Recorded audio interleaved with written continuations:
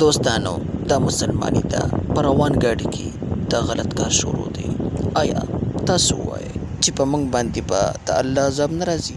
بې شرمو، بې حیا او بې غیرتو لږ حیا یې زده کړئ. په پټه به دا چټ کړی وو، خو ښکاره خو به نه کوو، کیمرې مخې ته خو به نه کوو، سوشل میډیا ته خو به نه راوستو. خدای مه کړه که په دې کې ستاسو اکسیډنټ شوی وی نو تاسو به په کوم حالت کې الله سره میلاوېدئ؟ ولې چې دا غلط کار تاسو په دې موټر په روان کې کوو. دا جینۍ شرمټه ده، ولې ورسره ګاډي ته خیږي او دا چلونه کوي؟ د شرمټ لوري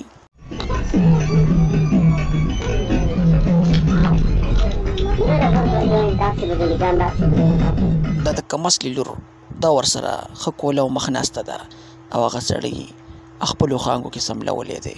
آیا تاسو وایئ زه به کنځل نه کوم؟ بیا د الله خاطر وکئ، که لارې شئ، که زنانه او که نارینه د دې چلونو نه که لار شئ او نور توبې وباسئ، الله به معاف کړي انشاءالله.